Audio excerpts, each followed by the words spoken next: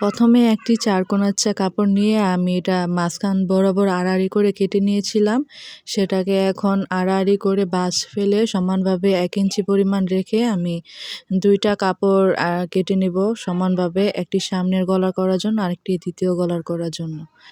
তো 2টাই আমি এখন সমান করে এরকম দেখতে পাচ্ছেন যে যেভাবে ভাঁজ দিয়েছি এভাবে ভাঁজ দিয়ে সেলাই করে নেবেন। সেলাই করে তারপর আমি 2টাকে আবার সমান করে এই যে এভাবে ভাঁজ করে আঙ্গুল দিয়ে চাপ দিয়ে সোজা করে নেব। তারপর জামাটির গলার মধ্যে সুন্দর মতন বসিয়ে গলাটির সাথে অ্যাটাচ করে নেব রাউন্ড মতন করে।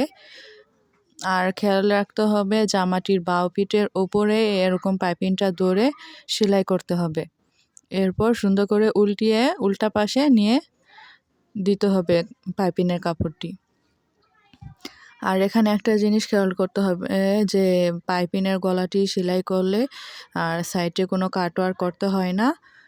সোজা করে এরকম আর কি আগে একটু ভাঁজ দিয়ে চাপ দিয়ে নেবেন আমার মতন দেখতে পাচ্ছেন। তারপর এটা ভাঁজ করে উল্টিয়ে দিয়ে সুন্দর মতন সেলাই করে দেবেন। আর সেলাই করার সময় যে বাড়তি কাপড়টুকু ছিল ওই কাপড়টা খেয়াল করবেন যাতে এ পাশে থাকে, জামার ওই পাশে যাতে না চলে যায়। এ পাশে থাকলে আর কি আপনার পাইপিংটা শক্ত হবে দেখতে আর সুন্দর হবে। আর পাইপিংটা চিকন করে দেওয়ার চেষ্টা করবেন যাতে গলার পাইপিংটা সুন্দর লাগে দেখতে। এভাবে সুন্দর করে পুরোটা পাইপিং ঘুরিয়ে ঘুরিয়ে সেলাই করে নেবেন। আমি যেভাবে করছি এভাবে করে নিলে আপনাদের পাইপিংটি হয়ে যাবে। এই তো আমার পাইপিংটি আমি সেলাই করে নিচ্ছি।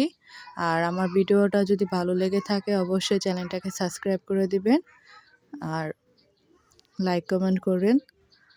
এই তো আমার গলাটা হয়ে গেছে। আসসালামু আলাইকুম।